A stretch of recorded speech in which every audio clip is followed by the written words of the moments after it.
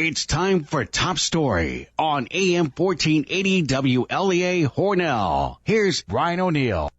A lot in the news this week. Locally, there was a fire on Seneca Street in Hornell, and a lawsuit against Hornellsville was dismissed by Steuben County Judge Joe Latham. In state news, Governor Andrew Cuomo says he's going to introduce legislation to have a special prosecutor handle alleged cases of police brutality. In the national news, big story this week, the U.S. Senate issued their report on the CIA's use of torture or enhanced interrogation, depending on which side you're on. On to talk about that and the omnibus bill and other issues. Corning Republican Congressman Tom Reed. Congressman, thanks for joining us. Oh, thanks for having us on, Brian, as always. First off, on the omnibus, or as some call it, the cromnibus bill that passed this week in the House, cromnibus meaning CR, continuing resolution / omnibus bill. Were you a yes vote on that, Congressman Reed? I did vote yes on it, Brian. At the end of the day, I looked at all the pros, I looked at all the cons, and I firmly believe that this was a step in the right direction, continuing on getting our fiscal house in order. And there are a lot of provisions in there that I think we claim success on, and we move into the next session to gain some more ground with a Republican-controlled House and Senate. That vote, as you know, Congressman, is being criticized by some on the right. Sean Hannity is saying the House Republicans under John Boehner should have waited until February to have that vote that was held on Thursday. But if the Republicans did do that, it would have probably caused a government shutdown, and the Republicans would have been blamed. Was avoiding a shutdown a big part of that vote? Well, avoiding the shutdown was something that we were supporting to avoid, because shutting down the government, you're not going to gain there. We've seen that already, and you get the American people to turn against you. We got to show that we can govern. And in that, on the omnibus bill, you had provisions like zeroing out the race to the top money, the Common Core money, things like preventing the UN Small Arms Treaty from being signed into law, restricting the president there. There was a lot of positive things in that bill that we had to recognize, I believe, as successes to move us into the next Congress and gain traction here in order to set us up to gain even more as we go forward and take on the president with a Republican-controlled House and Senate. Now, the Common Core money, can you tell us about that? Would that do anything to Common Core in New York State? Absolutely. It's another step in the process of pushing back on Common Core. What we did in this omnibus is we worked real hard to get the race to the top money zeroed out. As you know, that's the money that is tapped into by the Common Core initiative. And by zeroing that out up at the federal level, we don't rescind Common Core, but we stop the money flowing to it. And that is a step in the right direction to push back on what I agree with so many people across the district. It's just an overreach of the federal government in our educational institutions at the K-12 level. Congressman Reed, to you, what was the best part of the deal that you worked out on Thursday, the cromnibus vote? Well, I think the best part of it is we're continuing to downsize the federal government. If you look at the reductions in the spending to the EPA, 5 years in a row we have reduced the EPA's budget. When you look at the IRS being reduced another $300 million to send a message to the IRS, we're not going to put up with these shenanigans, and you got to be focusing on the mission at hand, and that is not to target conservatives, target people because of their beliefs, but do the job of the IRS. Those were steps in the right direction that I think will pay long-term dividends for us. And as we go forward, this is traction, or this is ground that we now have obtained, and we move on to another battlefield, a better terrain with a House and Senate-controlled Republican Congress, and we take the president on 2-1 as opposed to 1 versus 2. Indiana Republican Congressman Marlin Stutzman told National Review that he made a deal with the House leadership to have a smaller version of a continuing resolution to keep the government going in exchange for Stutzman voting on a procedural bill. Stutzman said he was promised by House leadership that the continuing resolution that was voted on Thursday would have actually been pulled before it was voted on, and they would have had that smaller continuing resolution. That's according to National Review. Stutzman is angry. He says he was pretty much lied to and tricked. Your take on that story, Congressman Reed? Well, I'm not familiar with the details of it, but Marlin and I are good friends. I've worked closely with Marlin over the years. I came into Congress together, so I don't know exactly the details upon which he's referring. But this allows us to move to the next phase, and that is to take the next 9 months to go through that regular process of a full budget review, adopt a budget, do a spending bill that's open to debate, fully transparent, and then get the president on the defensive, or at least on the record where he has to veto legislation coming out of this Congress. And I think you're going to see that through that process, two philosophies of government on display, and I think we're on the right path. On Facebook on Friday, your opponent, Martha Robertson, said, quote, "So, of course, Congressman Tom Reed voted for the exorbitant campaign donation limits and the big banks who want us to bail them out again, and he voted for the cuts to pension benefits, the EPA, and the rest of it. We're told it was the best deal we could get." Your take on what Martha Robertson said there? Well, you know, when Martha Robinson and Nancy Pelosi are whipping against this bill, it reaffirms to me that our yes vote was the right vote because she's complaining just like Nancy Pelosi was complaining about this bill. I think we need to recognize it wasn't perfect. I get that, and I fully agree. Definitely is not perfect, but it's a step in the right direction, and we're going to continue to go forward to get our fiscal house in order. And here we got a number on the discretionary spending levels in Washington, D.C. that are the lowest they've ever been in about 6 to 10 years. And that to me is the right path. That's what the result of 2010 is concluding in, is that we're going to get this federal government under control. It's just going to take a lot longer than people rightfully wanted it to get done. Some in the Tea Party have been pushing for the idea of having Trey Gowdy as the next House Speaker to replace John Boehner. Do you think there's any chance of Gowdy being the Speaker in 2015? Well, you know, we took a vote in the conference, and the conference vote is what will likely is going to go to the floor. I don't see Trey mounting that type of challenge. I know Trey. He's doing a great job on that select committee. Came into Congress with him, consider him a friend, and I just don't see that happening. I understand the frustration with the Speaker, but overall, I think we're moving into the next phase of this debate, and with a Republican-controlled House and Senate, and now we can really put on the president's desk policy that he's going to have to veto, if not accept. You know, I think we're going to move into a phase where you're going to see things like the Keystone Pipeline pushed through the House and the Senate, see what the president does with it. Things like the medical device tax, a key component of Obamacare, being pushed through the House and Senate to the president, and that tax increase hopefully being repealed. Those are the kind of policies that are going to create the jobs of today and tomorrow, and that's where we're going to be a strong voice to be part of that effort. Just curious, were you there this week, Congressman, when Trey Gowdy grilled Jonathan Gruber over Gruber's statements about the American people being too stupid to understand Obamacare?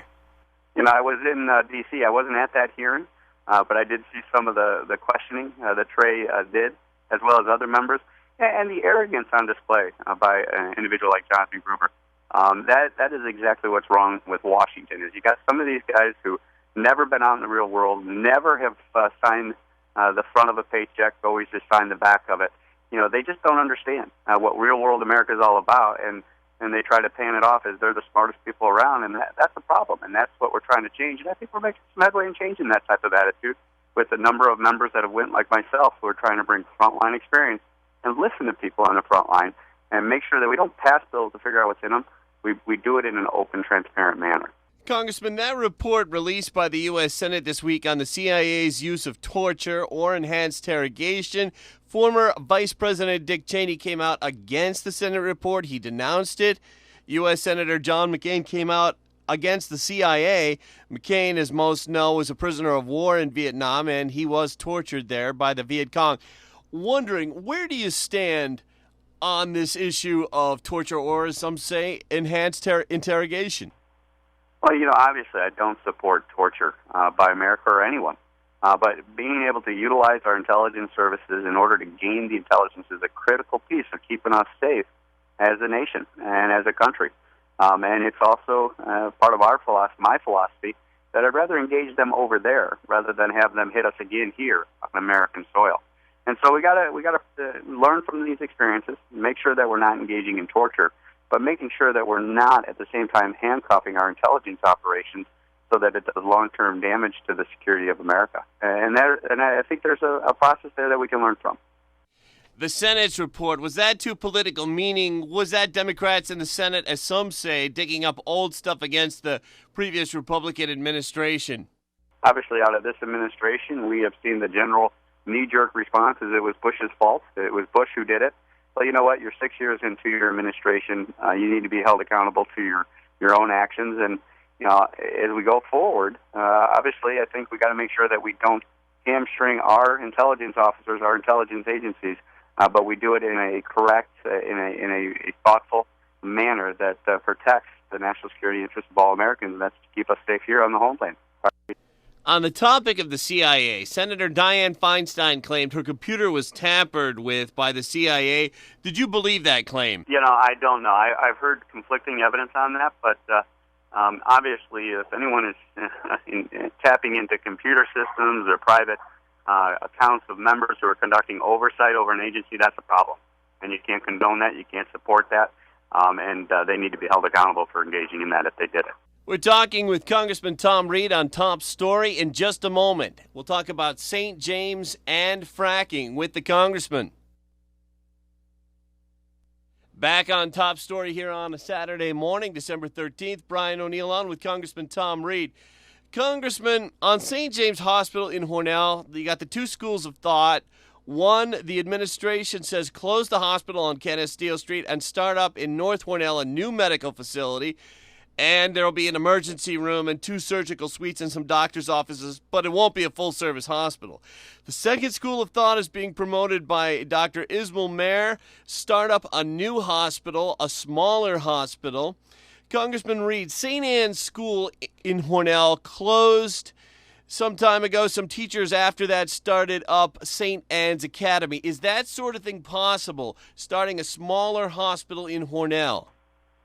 Boy, I don't know. All I am very concerned about is I attended that public hearing. I got to just give kudos to the community and to the people who turned out in droves and did it in a constructive fashion. It's clear to me that we need hospital services in Hornell, in that community, and that includes inpatient and maternity services. Where they do it, how they do it, I don't know the details of it per se, but I think a good plan can be put together as we continue to work together as a community. Okay. I'm wondering, have you been approached yet on the idea of having a smaller hospital?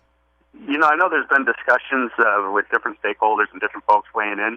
We have not received any hard applications along those lines. I think, as we come across the March 31st deadline, that the clock is ticking, so to speak. And I think the best avenue available to us, in my humble opinion, is utilizing the present application and making sure that it is a complete inpatient component to it. Moving on to fracking, yesterday on WYSL 1040 in Avon, you talked with Peter Haight on the Credibility Report about fracking. You said that fracking would be a great opportunity for America.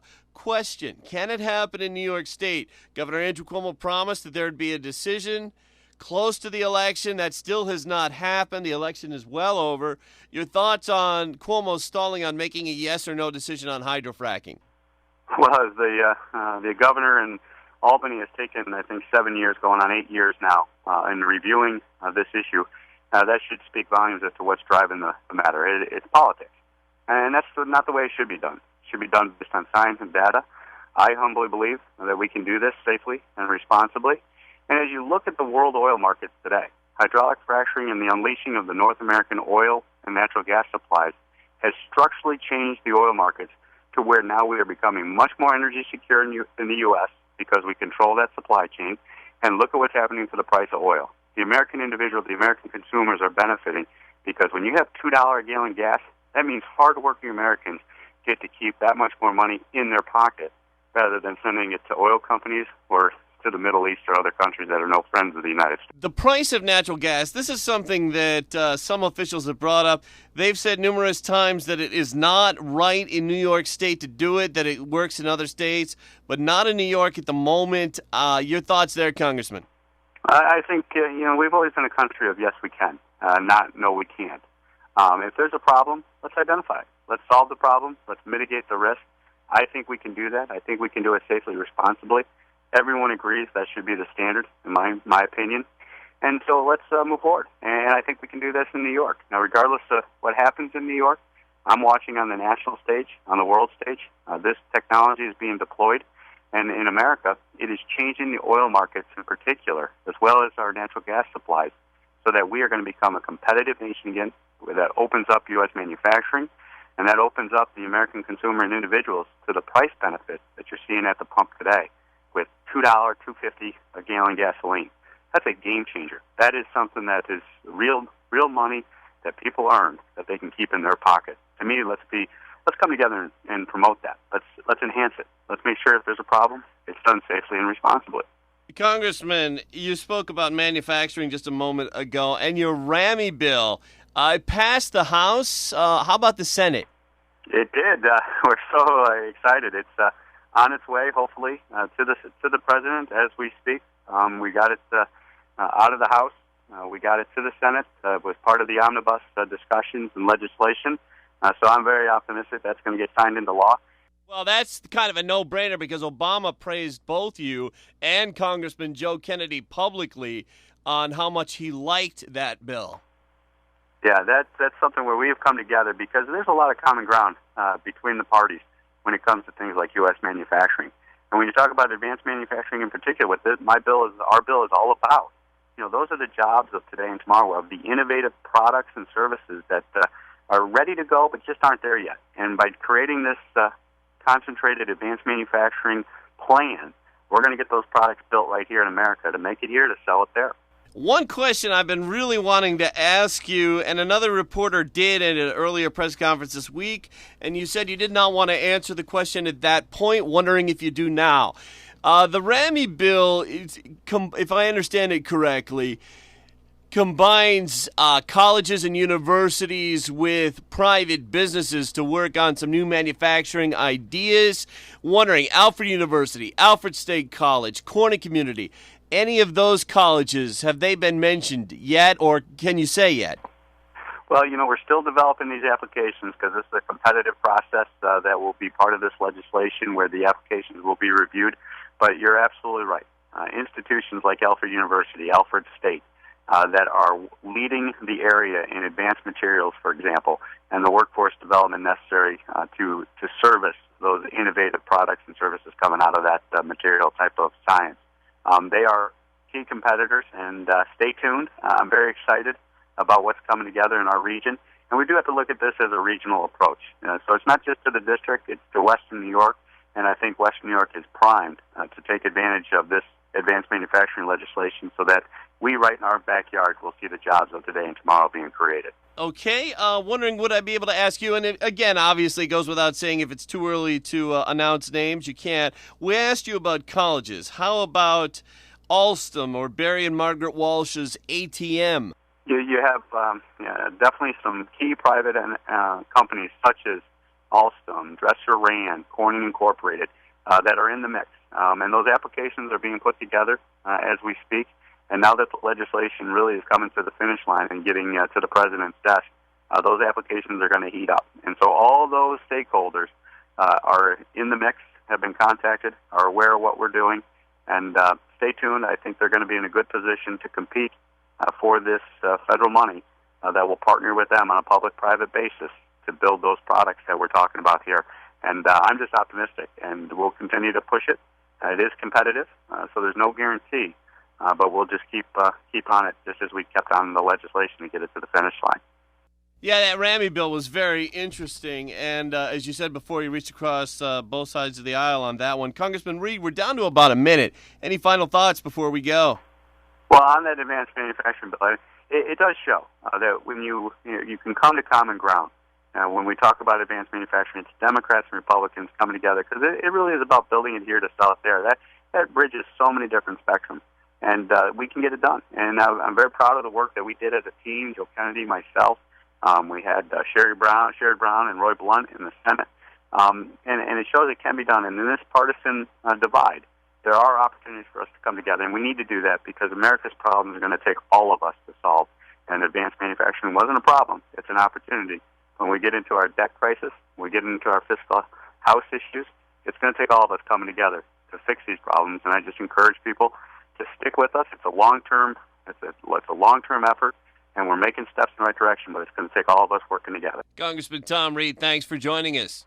Well, thanks as always. Happy holidays to you, Brian, and all the listeners. Thank you, and same to you, Corning Republican Congressman Tom Reed.